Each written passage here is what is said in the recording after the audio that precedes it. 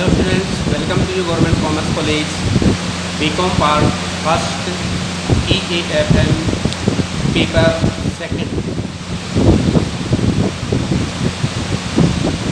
इसमें एक चैप्टर है बैंक की परिभाषा एवं कार्य। तो बैंक की परिभाषा एवं कार्य में हमारे पास चल रहा है बैंक के कार्य। तो बैंक के दो प्रकार के कार्य तो पिछले वीडियो में कंप्लीट हो चुके हैं, जबकि अब अपने पास जो चलेगा वो बैंक के तीसरा कार्य है सामान्य उपयोगी कार्य, जनरल यूटिलिटी फंक्शन। इसमें नंबर 1 आता है धन व संपत्तियों की सुरक्षा। बैंक जनता के धन को अपने पास में रख करके और उस धन की सुरक्षा करता है, उसे अपना धन मान करके और अपने धन के जैसे सुरक्षा की जाती है, वैसे ही बैंक दूसरे व्यक्तियों की धन की सुरक्षा करता है। अर्थात बैंक अपने ग्राहकों की बहुमूल्य वस्तुओं जैसे आभूषण, सोना, अंश प्रपत्र, ऋण प्रपत्र, जमा की रसीदें, महत्वपूर्ण दस्तावेज, प्रॉपर्टी पेपर्स आदि को सुरक्षित रखने के लिए लॉकर्स की सुविधा प्रदान करते हैं। इसके लिए बैंक निश्चित वार्षिक शुल्क वसूल कर सकते हैं अथवा करते भी हैं। नंबर 2, यात्री चेक एवं साख पत्रों की व्यवस्था, इशूइंग ट्रैवल्स चेक etc।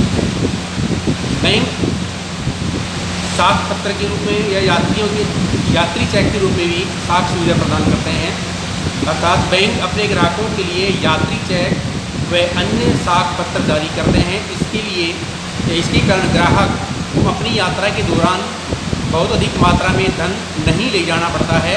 यात्री चेक को दिखाकर एक निश्चित रकम किसी निश्चित स्थान पर जहाँ जा रहा है वहाँ किसी ब्रांच से, किसी दुकान से, किसी कियोस्क या किसी ई मित्रा आदि से प्राप्त कर सकता है। इस प्रकार उसे नकद रकम ले जाने की जोखिम से मुक्ति मिल जाती है और वह बिना किसी चिंता के थोड़ी से पैसे लेकर के अपनी यात्रा सफल कर सकता है। नंबर 3 है आर्थिक स्थिति की सूचना देना। बैंक अपने ग्राहकों को विभिन्न देशी एवं विदेशी व्यापारियों की आर्थिक स्थिति की सूचनाएँ देते हैं। बैंक की सूचनाएं अधिक विश्वसनीय होती हैं।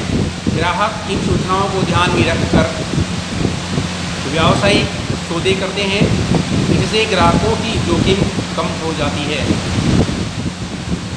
नंबर 4 आता है वित्तीय सलाहकार, फाइनेंशियल एडवाइजर।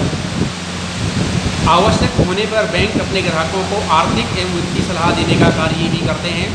इससे ग्राहकों को सही निर्णय लेने में सुविधा मिलती है और ग्राहक बैंक के द्वारा बताए गए निश्चित स्थान पर या निश्चित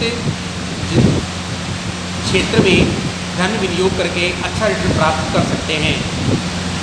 नंबर 5 है सूचनाएं प्रकाशित करना, पब्लिकेशन ऑफ इकोनॉमिक स्टैटिस्टिक्स। बड़े बड़े व्यापारिक बैंक देश की आर्थिक एवं व्यापारिक गतिविधियों की सूचनाएं एकत्रित कर उन्हें प्रकाशित करने का कार्य भी करते हैं। ये इन सूचनाओं के विश्लेषण करते हैं, इससे आर्थिक व व्यापारिक निर्णय लेने में सहायता मिलती है। तो बैंक जो होते हैं वो अपने क्षेत्र से संबंधित, औद्योगिक क्षेत्र से संबंधित, अर्थव्यवस्था से संबंधित सूचना एकत्रित करते हैं और उनको मैगजीन्स में या अन्य किसी पत्र पत्रिकाओं में प्रकाशित करने का कार्य भी करते हैं। नंबर 6 विनिमय पत्रों को स्वीकार करना, accepting bill of exchange.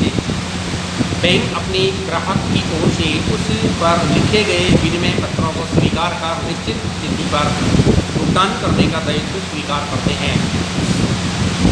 Number 7 है ऋणों की जमानत, गारंटी ऑफ लोन। बैंक बड़े बड़े औद्योगिक, व्यापारिक, व्यावसायिक क्षेत्रों को ऋणों की जमानत देने का कार्य भी करते हैं। बड़े व्यापारिक बैंक औद्योगिक एवं व्यापारिक इकाइयों द्वारा लिए जाने वाले राष्ट्रीय व अंतर्राष्ट्रीय ऋणों के लिए गारंटी देने का कार्य भी करते हैं। इससे औद्योगिक व व्यापारिक इकाइयों को ऋण प्राप्त करने में आसानी हो जाती है। नंबर 8 है व्यक्तिगत साख, प्रोवाइडिंग इंडिविजुअल क्रेडिट। बैंक अपने ग्राहकों को व्यक्तिगत साख पर उन्हें उपभोक्ता ऋण भी प्रदान करते हैं। ये ऋण car, scooter, refrigerator, washing machine, air condition, mobile, cycle, bicycle आदि उपभोक्ता वस्तुओं खरीदने के लिए दिए जाते हैं। इन ऋणों का किस्तों में भुगतान करने की सुविधा भी दी जाती है। नंबर 9 है सार्वजनिक ऋणों की व्यवस्था करना। व्यापारिक बैंक केंद्रीय बैंक के प्रतिनिधि के रूप में सरकार द्वारा जारी किए गए ऋण पत्रों की बिक्री का कार्य भी करते हैं।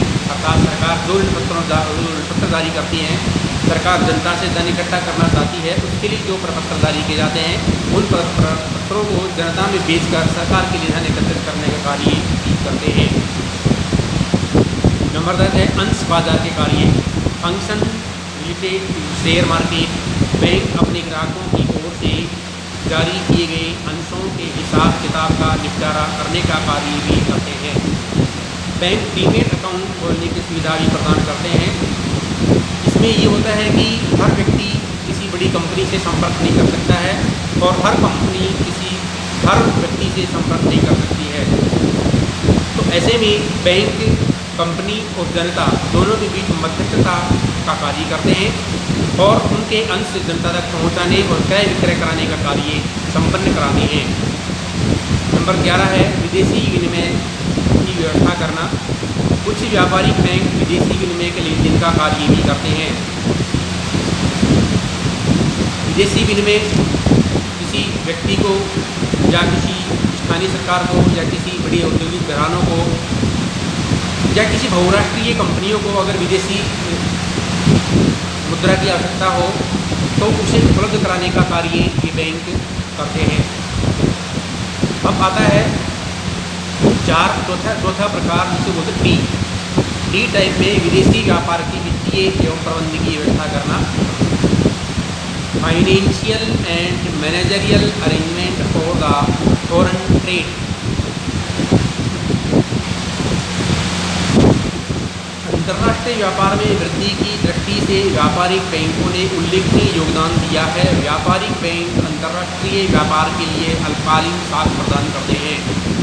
ये बैंक व्यापारिक बिलों, हुंडियों, साख प्रपत्रों आदि की स्वीकृति एवं प्रकृति का कार्य करते हैं। इससे अंतर्राष्ट्रीय लेन देन सुविधाजनक हो जाते हैं। ये बैंक विभिन्न आयातकों एवं निर्यातकों में पारस्परिक संपर्क स्थापित करने का कार्य भी करते हैं। इस प्रकार व्यापारिक बैंक अंतर्राष्ट्रीय व्यापार को बढ़ाने में योगदान करते हैं। अंतर्राष्ट्रीय स्तर पर कोई लेन देन करने वाली संस्था होती है, उसके पास में यदि धन की कमी हो या धन की आवश्यकता हो तो उसे अपनी मुद्रा या विदेशी मुद्रा में धन उपलब्ध कराने का कार्य भी ये बैंक करते हैं। नंबर 5वां है कि साख निर्माण का कार्य। Function of credit creation. व्यापारिक बैंकों का सबसे प्रमुख आधारभूत कार्य जो होता है, जिसके ऊपर पूरा किसी देश का इकोनॉमिक बैकग्राउंड डिपेंड करता है, वो है credit creation by bank. Bank के द्वारा साख निर्माण का कार्य। बैंक ही एक ऐसी संस्था होती है जो अपने पास जमा धन का कई गुना तक दूसरे व्यक्तियों को लोन दे देने का कार्य भी करता है। इसलिए बैंक के पास में जो धन जमा होता है, उसी जमा धन के आधार पर वह एक से अधिक लोगों को उससे अधिक मात्रा में लोन देने का कार्य भी कर लेता है। इसलिए ये कहा जाता है कि जमा ऋण की संतान होती है और ऋण जमा की संतान होती है। अर्थात जितना बैंक के पास जमा बढ़ता है, उससे कई गुना अधिक मात्रा में बैंक ऋण प्रोवाइड करा देता है। इसलिए जितना जमा बढ़ेगा उससे ज़्यादा मात्रा में ऋण प्रोवाइड करवाया जाएगा। इसी प्रकार बैंक थोड़े से धन से बहुत बड़ा बिजनेस कर लेते हैं और बहुत अधिक व्यक्तियों को लोन प्रोवाइड कराकर उनका आवश्यक कार्य पूरा कराने का अहम भूमिका निभाते हैं। व्यापारिक बैंक केंद्रीय बैंक की नीति के अनुसार साख निर्माण का महत्वपूर्ण कार्य करते हैं। इन बैंकों में जमा धन द्वारा जो धन जमा कराया जाता है, उस धन को ये जनता को उधार दे देते हैं। जब बैंक में जमा धन प्राप्त करते हैं तो उस जमा राशि का कुछ प्रतिशत भाग नकद कोष में रखकर शेष उधार राशि दे देते हैं। यह ऋण राशि ऋणी के खाते में जमा की जाती है। इस प्रकार ऋण जमा को जन्म देते हैं। इन जमाओं के आधार पर बैंक पुनः ऋण दे देते हैं। इस प्रकार जमा से ऋण व ऋणों से जमाओं को प्रोत्साहन मिलता है, इसे बैंक द्वारा शाख निर्माण का कार्य कहा जाता है। इससे मुद्रा की पूर्ति अप्रत्यक्ष रूप से बढ़ जाती है तथा व्यापारिक लेन देनों को बढ़ावा मिलता है। तो ये है हमारे व्यापारिक बैंकों द्वारा किए जाने वाले कार्य जो अभी समाप्त हुए हैं। धन्यवाद।